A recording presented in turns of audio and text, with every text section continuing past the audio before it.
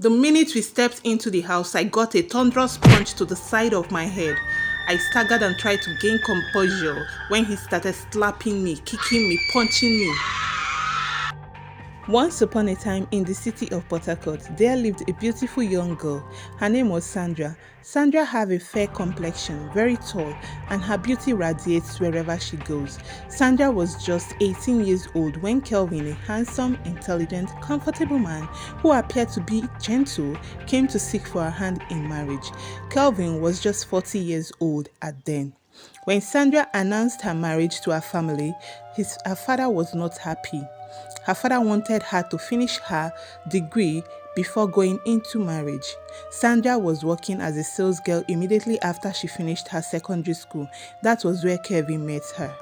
When they were still cutting, Kelvin will pick her up from work no matter the time she closed and take her back to her house. He will open the car door for her, kiss her on the forehead, and if they have issues, Sandra will not pick his calls, even if she was at fault.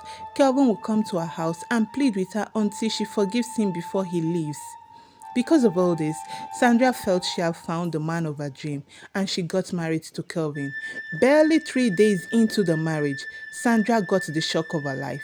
She went to the salon with her friends to retouch her hair. As she was washing her hair, her husband Kelvin called. So she told her friend to pick the call and explain to her husband that she's washing her hair and couldn't pick the call. As soon as Kelvin realized that he was speaking to Sandra's friend, he lost it and began to scream at the top of his voice. How dare you pick my wife's call? Prostitute, are you covering up for her? So you took her to a man's house and now you're picking her calls and covering up for her. Foolish smelling thing. Come on, return the phone back to my wife. So Sandra's friend that was trying to explain the situation to him also lost it. She got angry with him and then warned him not to speak to her in such manner, that she cannot take any rubbish from him because she is not Sandra, his wife, and after saying that, she hung up the call. That really pissed Kelvin. Kelvin began to call and call and call. By the time he called up to 4 times, Sandra picked the call. When Sandra picked, she was about saying, baby, and the things she heard from the other side of the phone made her to freeze.